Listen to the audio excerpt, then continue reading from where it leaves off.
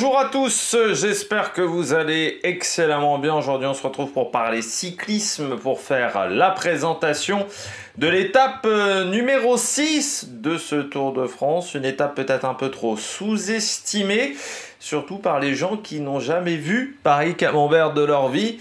Autant vous dire que ça va pas être de la tarte sur cette étape. Et certains vont peut-être avoir bien mal aux jambes ce soir et auront peut-être perdu tout espoir de remporter ce Tour de France 2025, au moins de faire le classement qui était prévu dans leurs objectifs au départ de la course. Allez, n'hésitez pas à vous abonner à la chaîne, à réagir dans les commentaires, à mettre un pouce bleu, à partager la vidéo sur les réseaux sociaux, notamment auprès de vos proches, si vous pensez que ça peut les intéresser. Dans les commentaires, n'hésitez pas à me dire qui sont vos favoris sur cette étape, qui est votre grosse cote. Si vous avez les moyens et que vous voulez soutenir mon travail, vous pouvez faire un super thanks. Ça se passe dans les commentaires. Vous pouvez également ajouter la petite cloche, comme ça vous êtes au courant des dernières vidéos qui viennent de sortir. Et plus vous cliquez rapidement sur les notifications et sur les miniatures, plus ces vidéos sont mises en avant par YouTube. Et donc ça me permet également de me soutenir. Je remercie les gens qui font cet effort et qui font des super thanks. Étape numéro 6, qu'on pourrait considérer comme Paris-Camembert Tour de France. Tellement c'est vraiment l'étape qui ressemble à Paris-Camembert. On est dans la région de Paris-Camembert. Et pour ceux qui ont déjà vu Paris-Camembert sur le papier, la carte de Paris-Camembert, elle ne fait pas peur du tout. Et puis quand on regarde la course, on se dit « Ah mais en fait, si, c'est très compliqué Paris-Camembert ». Il n'y a pas forcément d'énormes difficultés aujourd'hui. On a des pourcentages, oui, on va avoir du 10%, mais c'est sur des courtes distances. C'est pas si impressionnant que ça. Le problème, il n'y a pas 1 mètre de plat sur cette étape. C'est ça qui en fait la difficulté. Il n'y a pas un moment de répit, il n'y a pas un moment de calme, il n'y a pas un moment où on peut se reposer parce qu'il n'y a pas forcément de longues descentes, il n'y a pas forcément de longues montées, mais on n'arrête jamais. On va faire ça. C'est de la tôle ondulée pendant toute la journée. C'est ce qui va faire que ça va être extrêmement difficile pendant toute cette étape. Et ce qui fait que ça va être animé également, parce que lorsqu'on a déjà regardé Paris-Camembert aussi, alors je sais bien que c'est anciennement une épreuve de Coupe de France, désormais c'est plus le cas, il y a souvent des surprises, mais il y a des attaques permanentes. Ça n'arrête jamais, Paris-Camembert. Ça attaque, ça attaque, ça attaque, ça attaque, ça attaque, ça attaque, ça attaque. Et là, c'est ce qui va se passer du côté de cette étape. Ça ne va pas arrêter, je pense, pendant longtemps, parce qu'il va y avoir à la fois les coureurs qui veulent prendre l'échappée, ce qui fait que beaucoup d'équipes voudront être dans l'échappée, surtout que le contre-la-montre, voilà, où on a eu des gros écarts, fait que y a des coureurs qui se disent « je suis pas dangereux, donc je peux attaquer ». Sauf que des coureurs comme ça qui se disent ça, il y en a 150 dans le peloton, presque. Enfin, il y en a 140 qui vont vouloir attaquer. 140, il n'y aura pas de la place pour tout le monde.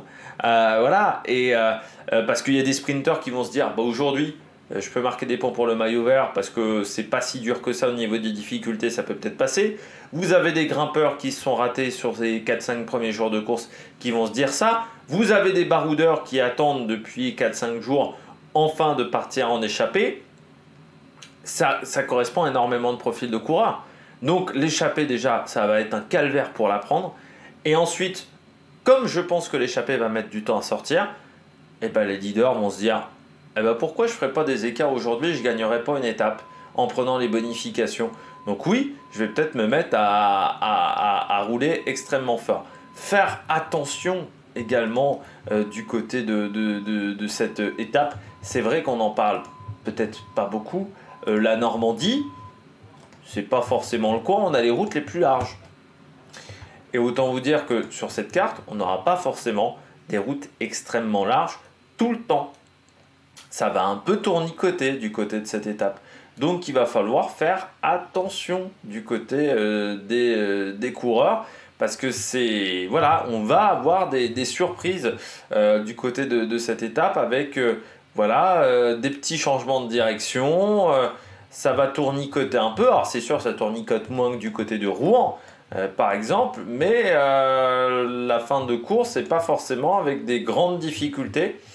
Mais pas mal de petits virages et puis oui, le parcours que moi je trouve très intéressant du côté de cette étape. Ça nous change un peu. C'est un peu moderne, voilà, et puis ça change un peu de ce qu'on a l'habitude d'avoir du côté de la Normandie. On est plutôt sur des étapes de plat. On regarde les petites informations. Alors faire attention également, parce qu'on pourrait croire comme ça que l'étape est dure, mais qu'on arrive sur du plat. Pas du tout. La dernière ligne droite est en bosse, 700 mètres, 10%. Donc il y a tout pour faire une belle journée. Au niveau du parcours, il y a tout pour faire une belle journée. Après, il faut que les coureurs veuillent faire le spectacle. Je pense qu'ils sont un petit peu motivés dès le 6e jour de course parce que le contre-la-montre la veille, ça leur a mis un petit coup de bambou derrière la tête quand même. Dénivelé positif. 3272 mètres, c'est la 6e étape dans ce classement. Donc ce qui est intéressant. Voilà, hein, du côté... puis plus de 3000 mètres de dénivelé positif, c'est quand même... pas anodin, et en Normandie c'est pas si habituel que ça.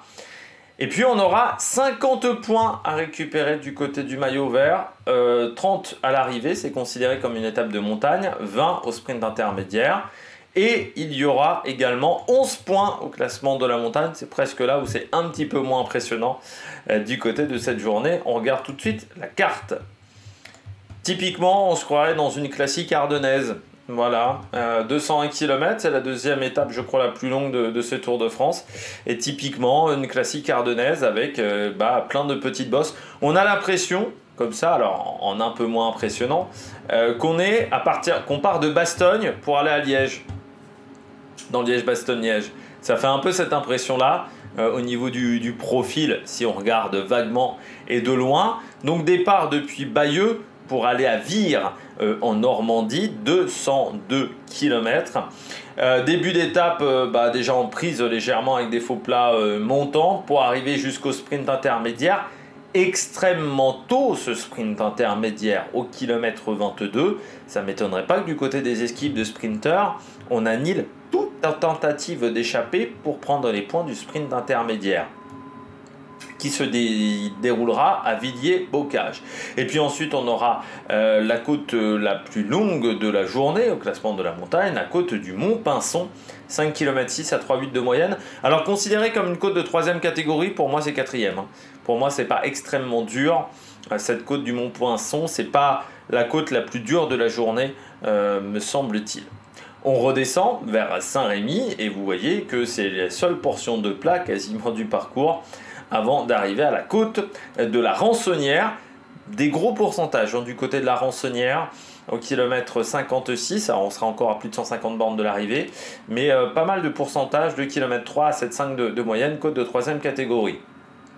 Ensuite, on redescend vers Pont-d'Ouilly, et puis à partir de Pont-d'Ouilly jusqu'à l'arrivée, eh bien ça ne va pas arrêter. Alors ce ne sont pas des grosses difficultés, hein, vous voyez, vers Flers, vers Gay, ou G, plutôt vers Londelay-l'Abbaye. Mais ça va pas arrêter de monter, descendre, monter, descendre, monter, descendre, monter, descendre. Et puis on arrivera à la côte de Mortain. Là aussi des très gros pourcentages. Du côté de la côte de Mortain, 1 km 6 à 8,6 de moyenne au kilomètre 138. On redescend vers Saint-Barthélemy, vers le pied de la côte de Jevigny-le-Tertre. 2 km 2 à 6,6 de moyenne. Côte de 3e catégorie. Alors je vous montre pas les profils parce que déjà ça voudrait dire qu'il y aurait pas mal de profils à vous montrer. Et en gros c'est pas hyper intéressant parce qu'on est sur des kilométrages qui sont très réduits dans les côtes. Mais juste pour vous dire que voilà, il y a pas mal de côtes dans la journée, un peu comme sur l'Amstel. Et puis on aura la côte de Saint-Michel de Montjoie, côte de 3e catégorie au kilomètre 174. Et enfin la côte de Vaudry et le final à Vire avec 750 mètres à 9% de moyenne. Selon Pro Cycling Stats, et cette montée à l'arrivée qui va faire extrêmement mal. Donc il faudra vraiment faire attention dans le final de cette étape. On regarde les portions techniques dans le final. Donc on voit, on passe, on va rentrer une première fois dans Vire pour ressortir, pour aller récupérer en fait la côte de Vaudry. Voilà, donc avec pas mal de pourcentages. Faire attention au début de la côte, ralentisseur et passage à niveau. Côte qui est très rectiligne. cette côte de Vaudry, par contre, donc on verra le sommet de loin. Et puis à la sortie, un rond-point. Donc il faudra faire attention parce qu'on aura peut-être un manque de lucidité à ce moment-là. Et puis 3 terre-pleins centrales qui vont se suivre d'affilée. On pourra passer des deux côtés, mais ça veut dire qu'il y a du danger si surtout c'est pas forcément très bien signalé. Ensuite on redescend, on retourne vers Vire avec un rond-point. Voilà, c'est pas extrêmement dangereux à ce niveau-là, surtout que la descente, j'ai le profil des derniers kilomètres. Oui, la descente sera finie à ce moment-là. Et puis après, eh bien, on arrive sur la dernière difficulté du jour. Alors vous voyez, on va tourner au moment de la flamme rouge. Puis après, quelques virages et cette montée de 700 mètres à 10% selon les organisateurs, ou 750 mètres à 9,2%, avec une largeur à 5,5 mètres 50, donc c'est pas hyper large. Et surtout, ça grimpe jusqu'à l'arrivée. Faire attention de ne pas prendre la dérivation, de ne pas aller tout droit. Il faudra bien tourner à 300 mètres de l'arrivée pour prendre la ligne droite finale et cette arrivée du côté de Vire. Voilà, donc une étape très intéressante au niveau du parcours. La carte, on la voit tout de suite, donc on part de Bayeux, donc on part de la mer. Quand Bayeux, on n'était pas très loin. Ça nous a évité un long transfert comme ce qu'on a lu lors des derniers jours. Et puis ensuite, donc on redescend vers... on prendra donc des premières difficultés, on redescend ensuite pour remonter vers Vire avec les difficultés qui s'enchaîneront sur la fin de parcours de cette étape. On regarde tout de suite le tourisme sur cette journée. On commence avec la ville de Bayeux. Bayeux, c'est notamment connu pour les tapisseries. Et les tapisseries, c'est en fait ça, ce sont ces œuvres de broderie qui datent du XIe siècle, broderie de 69 mètres, racontant la conquête de l'Angleterre par Guillaume le Conquérant, classé monument historique en 1840, mémoire du monde selon l'UNESCO. Voilà les tapisseries de Bayeux que vous pouvez retrouver au musée de Bayeux. Bayeux, c'est également une ville qui a été marquée par la bataille de Normandie. C'est vrai que Franck Ferrand en parle très régulièrement, on en a déjà parlé du côté de Caen, mais bien entendu, la Seconde Guerre mondiale a impacté énormément la Normandie, le nord de la France aussi, mais c'est vrai que la Normandie également, et surtout cette bataille de Normandie en juin 1944, qui a été quand même une bataille extrêmement compliquée avec des Allemands qui faisaient tout pour ne pas reculer face à des troupes alliées qui avaient du mal à avancer, tout ça dans la boue de la Normandie et du bocage normand.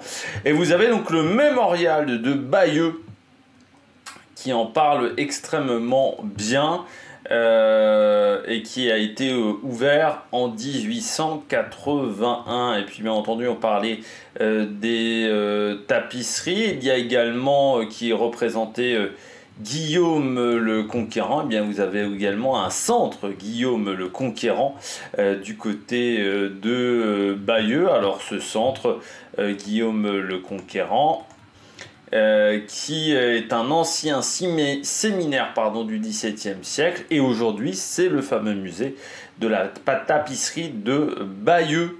Voilà, le bâtiment a été inscrit au monument historique en 1977, la chapelle un petit peu avant, en 1862. Vous avez également un musée d'art et d'histoire, voilà, du côté de Bayeux, si vous voulez faire un tour dans cette commune de Normandie.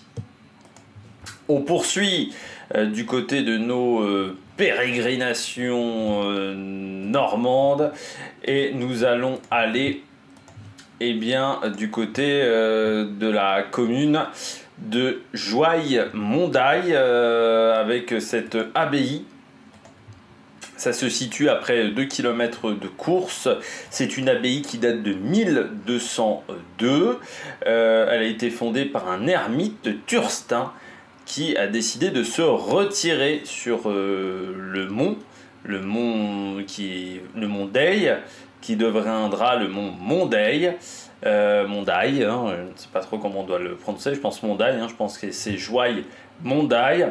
Il va être rejoint par plusieurs autres religieux qui vont fonder une communauté monastique.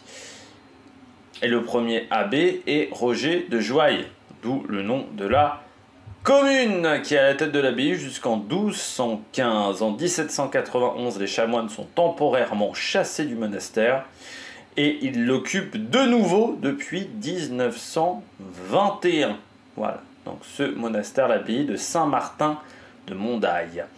On poursuit et on va aller du côté, je crois, de Villiers-Bocage, je crois me rappeler de tête, Villiers-Bocage, qui a été le théâtre le 13 juin 1944 d'une énorme bataille de la Seconde Guerre mondiale, encore une fois dans cette bataille de Normandie, avec une petite unité allemande qui va réussir à repousser les troupes britanniques, et ce qui fait que cette manœuvre va repousser la prise de Caen, parce que ce qu'il faut savoir, c'est qu'au moment du débarquement le 6 juin 1944, l'idée était de faire donc une opération un petit peu éclair pour reprendre la Normandie et surtout reprendre des villes stratégiques. Il y avait notamment les ports, le port du Havre, il y avait également la ville de Caen, qui étaient des lieux stratégiques. L'idée était de reprendre tout ça rapidement.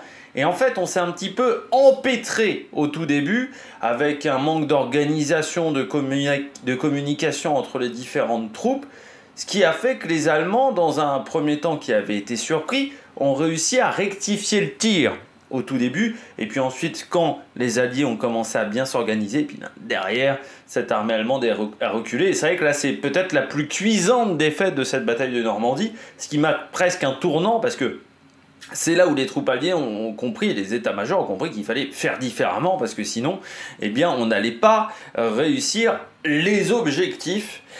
Et ce général SS Michael Wittmann, qui va avoir une renommée de courte durée hein, du côté de l'Allemagne nazie, parce qu'il va être adulé, ça va être considéré comme un héros national, et à ce moment-là, Adolf Hitler avait besoin d'héros nationaux pour que comment dire, sa manière de communiquer sur la guerre fonctionne, donc dire voilà, vous voyez, on s'en sort bien, les troupes alliées n'avancent absolument pas, il y avait une bagarre de communication notamment gérée par Goebbels à l'époque, et il a été tué 2 mois plus tard lors de la suite de la bataille de Normandie. Alors la ville a été entièrement détruite, et l'église Saint-Martin que vous voyez à l'écran, elle date de 1950, hein, elle a été inaugurée par le futur pape Jean 23, voilà. J'ai mon écran, il faut savoir que là, comme j'ai la lumière d'allumée, vu que j'enregistre tard, il est quasiment 21h, ça fait légèrement un reflet avec la puissance de la lumière. On poursuit du côté de cette Normandie, du Calvados notamment, hein, que l'on parcourt lors de cette étape, mais pas seulement, on parcourt d'autres départements également. Eh bien, le château d'Harcourt, ce château d'Harcourt qui se situe dans la commune de Thury-Harcourt-le-Homme, au kilomètre 40, eh bien, il date du XVIIe siècle. C'est en 1635 qu'Audet Harcourt édifie cette demeure sur les restes d'un château médiéval. C'est pour ça que ça ne ressemble pas vraiment à un château de l'époque, on va dire. La bâtisse va être agrandie en 1714 et en 1723, et le roi Louis XVI va y faire étape pour inaugurer le port militaire de Cherbourg en juin 1786. Pendant la bataille de Normandie, le village va être bombardé à 2 reprises, en fin juin 1944 et en mi-août également de la même année. Et l'occupant du château va évacuer le bourg et incendie le château qui n'avait que peu souffert auparavant. C'est là qu'on a perdu une grande partie des archives de la Normandie, avec une bibliothèque de près de 15 000 ouvrages. Il reste aujourd'hui le pavillon central, la chapelle et les dépendances de son monument, qui était un lieu important de la Normandie, mais qui a souffert pendant la Seconde Guerre mondiale, encore une fois, qui reste un moment important qui a marqué énormément la Normandie. On continue du côté de la ville de Flers, de Flers, je pense plutôt précisément. Vous savez que j'ai toujours du mal avec les prononciations de communes et de noms. Qui se situe dans l'Orne. Alors, il faut savoir que Flers était une ancienne ville textile du côté de la Normandie. Et puis, ce château, qui date du XVIe siècle et qui a évolué au XVIIIe siècle, là on est sur un vrai style Renaissance, eh bien, c'est un château qui était dans un premier temps modeste, et puis on va l'agrandir au fur et à mesure du temps. On va l'embellir au XVIIIe siècle. Il va être acheté après la Révolution par plusieurs hommes d'affaires et politiciens locaux, et il devient en 1901 la propriété de la municipalité qui va y installer un musée des Beaux-Arts, et qui est également un musée également des arts décoratifs. Il y a également du mobilier. Vous avez également des céramiques de Jean Cocteau, par exemple, à l'intérieur de ce bâtiment. On poursuit après ce court passage dans l'Orne pour aller bien du côté de la Manche. Et du côté de la Manche, nous sommes sur la commune de Gers, ou G. Je ne sais pas comment on doit le prononcer non plus. C'est une commune qui est connue pour ses poteries en grès.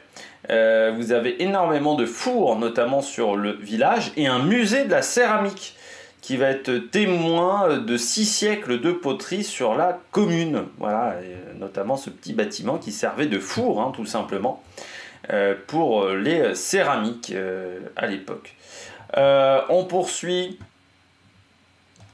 avec, je crois, Saint-Michel de Montjoie. Je crois qu'on ne fait pas d'autres... Ah non, on passe par Mortain-Bocage. Oui, j'allais oublier Mortain-Bocage. Pourquoi c'est une ville importante, Mortain-Bocage? Eh bien parce que c'est la vie de Daniel Manjas. Alors Daniel Manjas qui a fait un AVC en début d'année, qui a commenté le Tour de France, enfin était speaker de 1974 à 2014, qui officier jusqu'à l'an dernier sur pas mal de courses, hein, depuis ses petits pépins de santé.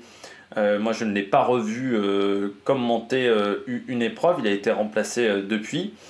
Il faut savoir que Daniel Manjas a été speaker de manière fortuite du Tour de France, parce qu'en fait on était le 15 juillet 1974, le speaker de l'époque, Pierre Chory, il est tombé en panne de voiture. N'a pas posé possibilité d'arriver sur la ligne d'arrivée, et puis bah faut un speaker, voilà, pour les spectateurs, pour faire la promotion. Il y a plein de choses, voilà, vous devez faire également la promotion de la course, mais la promotion des sponsors également, et là il y a un vrai problème. Alors Albert Bouvet, il doit trouver quelqu'un, et ça va être Daniel Manjas qui va être choisi. Et donc voilà, c'est la commune, c'est la ville natale, voilà, de Daniel Manjas, attaché à la Normandie, hein, notamment on l'avait énormément vu lors des championnats de France l'an dernier. Et puis on termine donc avec Saint-Michel de Montjoie. Alors Saint-Michel de Montjoie est connu pour le granit bleu. Voilà, donc le granit qui a une teinte particulière. Alors j'ai pas trouvé de photo plus belle, hein, je m'en excuse. J'ai essayé de trouver des photos très détaillées de ce granit bleu, qui peut être poli pour donner de très belles pièces. C'est un granit qui a été utilisé sur les chaînages, c'est-à-dire des pierres d'angle, des linteaux, ou sur des ornements, parce que c'est un granit qui avait un prix qui était très élevé, bien plus élevé que le granit ordinaire. Et on a développé une industrie du matériel de carrière du côté de Vire, et qui va être appelé ce granit le bleu de Vire, et il a servi, pardon, vous pouvez le voir également sur l'église de la commune, mais il a servi à faire la tombe du soldat inconnu sous l'Arc de Triomphe, ou encore la basilique de Lisieux, et un parc-musée a été ouvert pour retrouver l'histoire de l'extraction du granit bleu. On termine cette partie tourisme avec la ville de Vire, la ville d'arrivée de cette étape, et le donjon de la ville de Vire, un donjon qui date de l'époque médiévale, hein, entre le XIe et le XIIe siècle.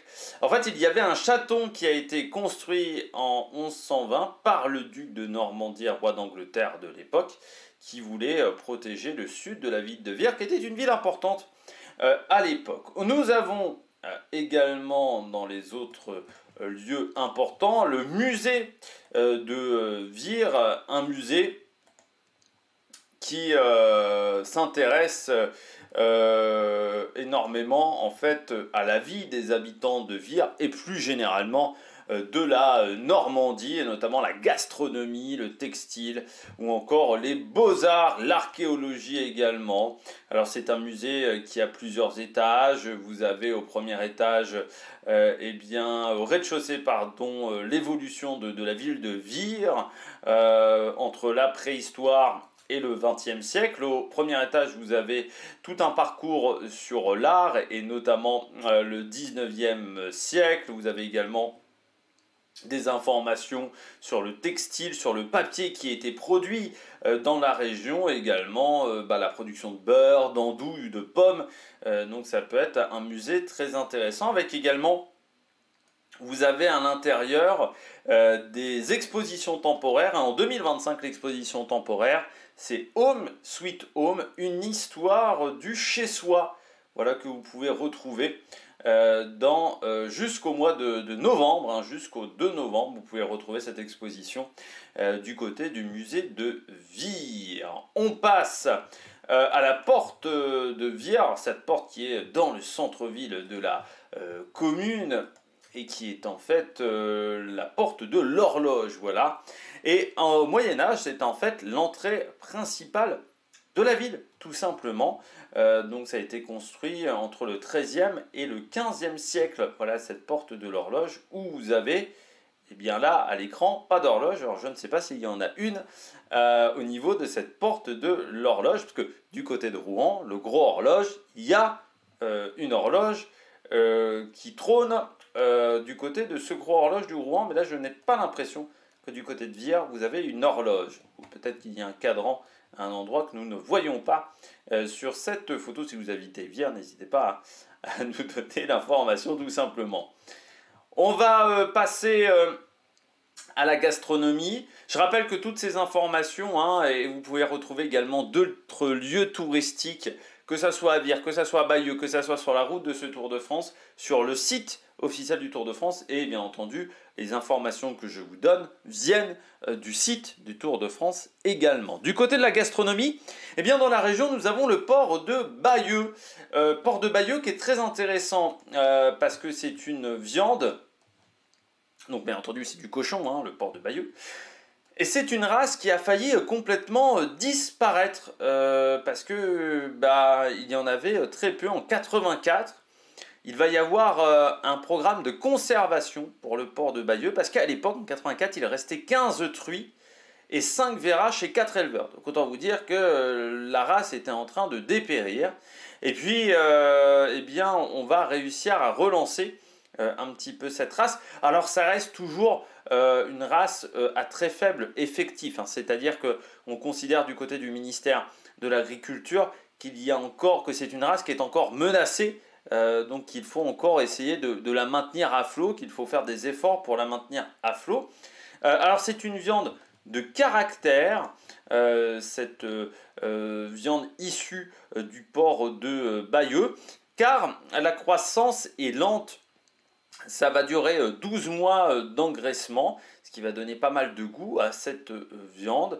Et certains éleveurs vont même l'engraisser pendant 20 mois. Et plus on engraisse, plus on a de la viande persillée et du bon gras. Ce qui fait qu'on peut également maturer la viande, hein, puisque c'est le persillage qui va permettre de maturer la viande. Beaucoup d'oméga 3 et d'oméga 6, avec pas mal d'acides gras insaturés. Plus que dans des races un petit peu plus classiques. Cette viande est tendre et savoureuse et vous pouvez surtout l'avoir en vente directe. On peut, comme vous le voyez aussi, faire de la charcuterie du côté de ce port de Bayeux ou faire une recette ancestrale qui est le rôti de porc aux pommes. Voilà. Donc il y a plein de choses que vous pouvez faire avec ce port de Bayeux, mais dur à trouver. Vous l'avez bien compris, en dehors de la Normandie. Bien entendu, nous sommes du côté de Vire. Alors qu'est-ce qu'on trouve à Vire? Eh bien l'andouille.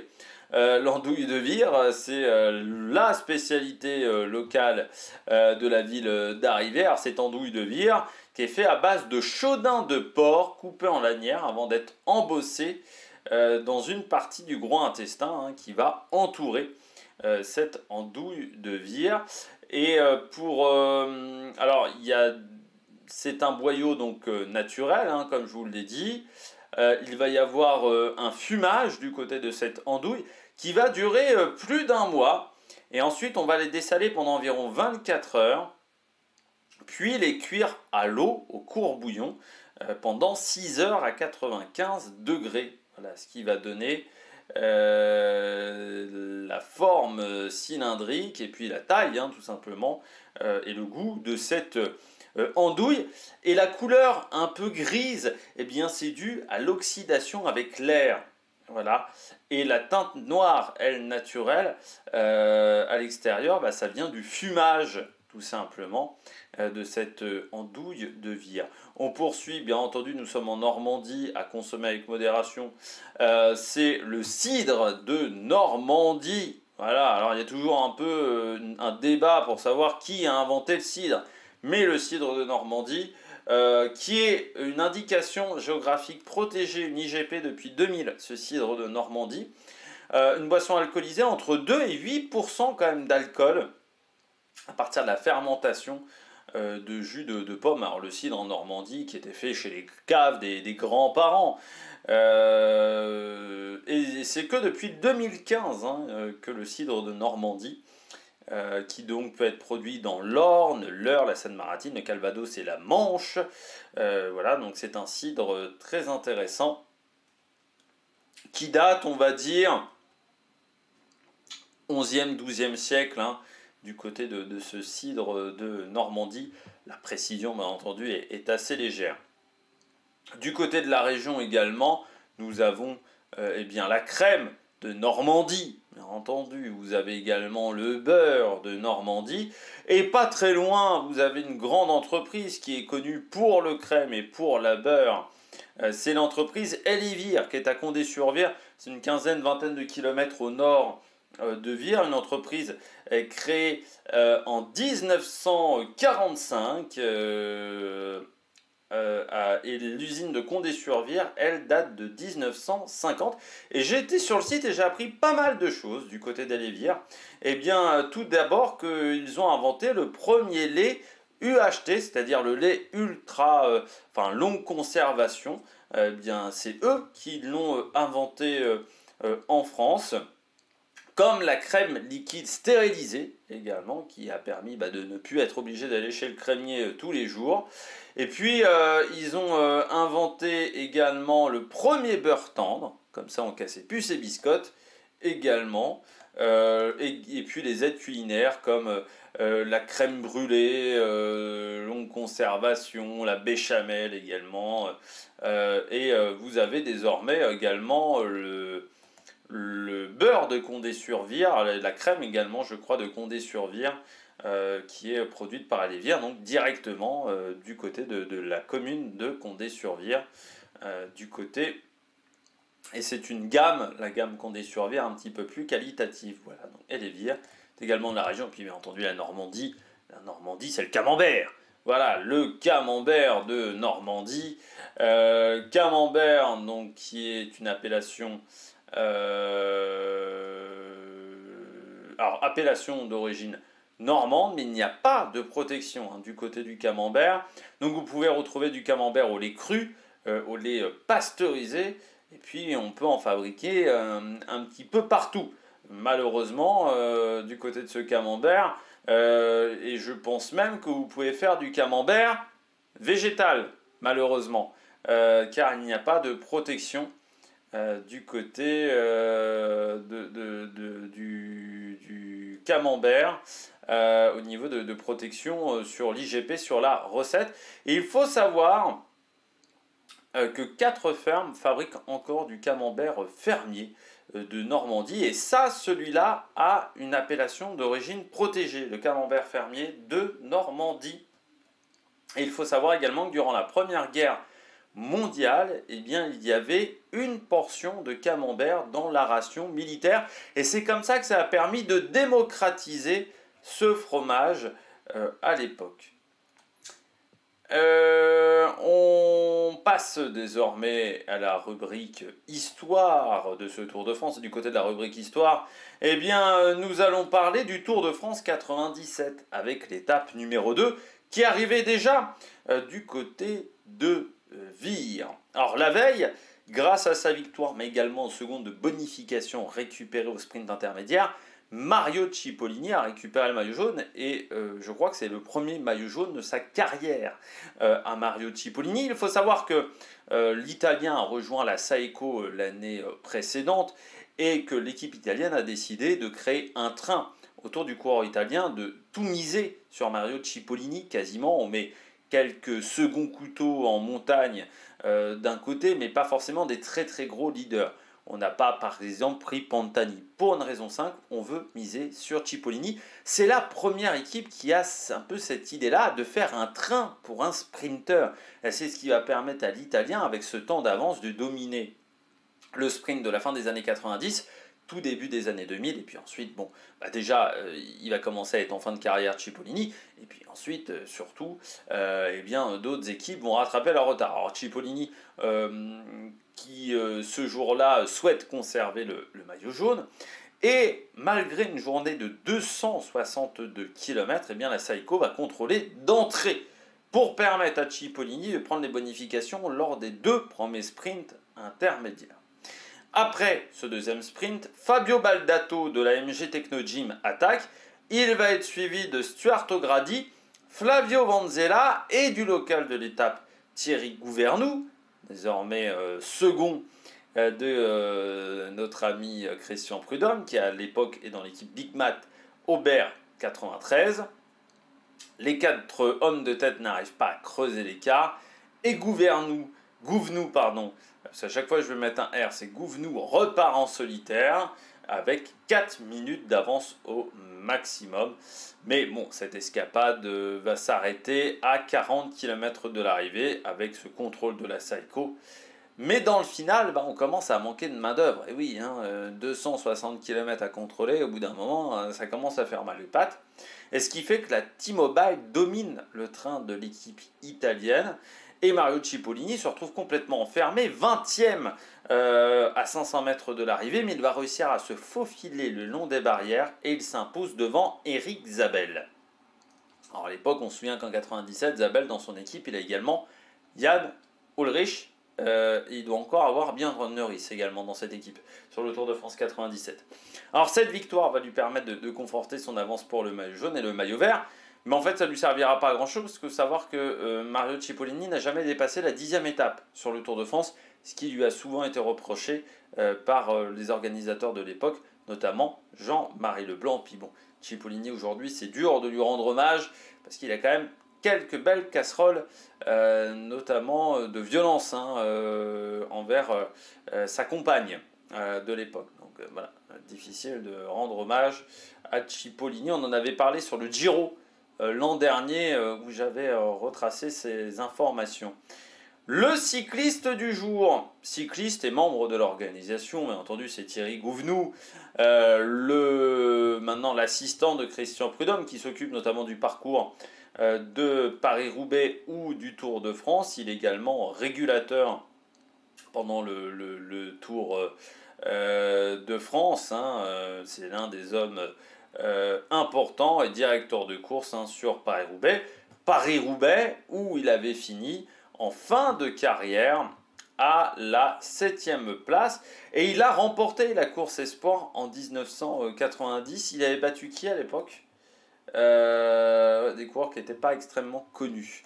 Il ne va pas avoir de victoire chez les pros. Il va juste remporter une étape du Tour de Normandie, mais à l'époque, il n'était pas considéré comme une épreuve professionnelle. Coureur chez Z, qui deviendra Gann, et puis ensuite chez Aubert 93, dès 96. L'équipe a été créée, je crois, l'année précédente. Voilà, Aubert, non, dès 94, pardon, c'est une équipe, mais voilà, dès 96, il fait partie de l'équipe de Aubert 93, et bah, il va finir sa carrière dans cette formation en 2002, donc avec bah, ce podium, enfin ce top 10 pardon, du côté de Paris-Roubaix, et une troisième place également sur la Polynormande à l'époque, sur la Coupe de France. Et en 2002, c'est le Paris-Roubaix remporté par Johan Mousseau. C'est le dernier Roubaix remporté par Mousseau. Et il se retrouve bah, dans le groupe de poursuivants, hein, on va dire, avec quand même Incapi, Mikkelsen. Bon, ils sont battus par Boonen, qui avait fini une minute devant eux. Mais il y avait quand même du beau monde. Hein, et il bat quand même Knaven, il bat Tafi, Ski Henry, par exemple. Donc voilà, c'était une belle journée de la part du coureur français. Voilà, puis bah, il a partagé également pas mal d'anecdotes, je pense, avec Cyril Saugrin, parce que les deux sont restés très longtemps du côté d'Aubert 93. Ouais, Cyril Saugrin, il a quand même fait 6 ans. Il a été à la création de l'équipe, hein, de l'équipe professionnelle, Cyril Saugrin. On passe désormais eh bien, à la météo. On va avoir un grand soleil hein, sur cette étape normalement de prévue. On aura des conditions même pas loin d'être parfaites hein, du côté de cette étape au niveau du temps. 25-28 degrés avec un ressenti qui va être proche des 30. Hein, donc c'est presque la journée la plus chaude depuis le départ du Tour de France. Et puis le vent, alors on aura un petit vent de nord-est, 15 à 30 km/h. Ça ne permettra pas des bordures. Hein. Ce vent de nord-est, mais ça veut dire que sur la fin de course, il sera peut-être un petit peu de face, sauf dans le final, hein, parce que ce vent de nord-est aura plutôt tendance à taper légèrement de dos dans le début de la montée. Sur la fin, par contre, il sera un peu plus de face, hein, ce vent, entre 15 et 30 km/h normalement. Selon la chaîne météo. On passe à la stratégie. Moi, je pense qu'on va avoir une belle étape, une belle bagarre pour prendre l'échappée, déjà dans un premier temps, parce que moi, je pense qu'on a beaucoup de coureurs qui sont motivés. Il y a beaucoup de coureurs qui se disent que c'est possible de prendre l'échappée, qu'elle peut aller au bout. Moi, je pense qu'elle n'ira pas au bout, cette échappée, parce que elle va mettre trop de temps à se former. Je pense qu'il y a des équipes qui voudront tout le temps relancer derrière. Et au bout d'un moment, UAE va se dire, on peut peut-être faire un grand numéro, pourquoi pas la Visma? Mais alors, moi je serais surpris quand même que la Visma fasse le tempo. Pour moi, c'est pas un terrain pour Vingegaard. Je pense qu'il va attendre peut-être le 14 juillet, voire quand même les Pyrénées. Pour moi, du côté de Vingegaard, il va falloir quand même se remettre mentalement de la contre-performance de la veille. Et puis moi, je pense que le peloton va réussir à revenir sur l'échappée. En plus, je pense que ça aura du mal à collaborer s'ils sont 25 ou 30. Et victoire d'un bon coureur, moi je pense, sur cette étape. Voilà, je prends ce pari-là. Peut-être que je me trompe, mais on verra bien. Du côté de mes favoris, je mets Pogacar. Bah, le final, hein, 700 mètres à 10%, ça convient à ses qualités. Et puis je mets Vauquelin, bah, vu le chrono qu'il nous a fait, je pense qu'il est en capacité de faire un gros résultat également. Et puis Oscar Henry, parce que je pense que du côté de l'étape de Rouen, le final sur le plat l'a désavantagé. Et Oscar Henry, il a un vrai punch, il est vraiment très bon dans ce genre de finale. Donc je pense qu'il faut s'en méfier du jeune Britannique qui fait également un bon début de course. Et en grosse cote, Terrada, s'il échappait, allait au bout. Parce que Terrada, il peut prendre l'échappée, il est assez loin en général entre le chrono et sa chute. Et je me dis, si on arrive à mettre 3-4 coureurs Astana, ça peut être dangereux. On peut peut-être faire un gros tempo pour Terrada ou pourquoi pas pour Champoussin, ce qui nous donnerait la première victoire française sur ce Tour de France. Du côté du programme télé, un départ fictif à 12h35 qui sera assez court, hein, seulement une dizaine de minutes. On passera à Villiers-Bocage, le sprint intermédiaire, à 179 km de l'arrivée entre 13h14 et 13h17. La côte de la Rançonnière à 145 km de l'arrivée entre 14h et 14h07. L'Épine-Orbière à 102 km de l'arrivée entre 14h57 et 15h10. La côte de Mortain prévue à 62 km de l'arrivée entre 15h49 et 16h07 pour une arrivée prévue entre 17h14 et 17h40. Eh bien, j'espère que vous avez aimé cette vidéo. Nous, on se retrouve ce soir pour faire le débrief de cette journée, débrief également du Tour d'Italie féminin. D'ici là, n'hésitez pas à vous abonner à la chaîne, à réagir dans les commentaires, à mettre un pouce bleu. Puis nous, on se retrouve pour de nouvelles aventures. C'est un mec production. Ciao, ciao!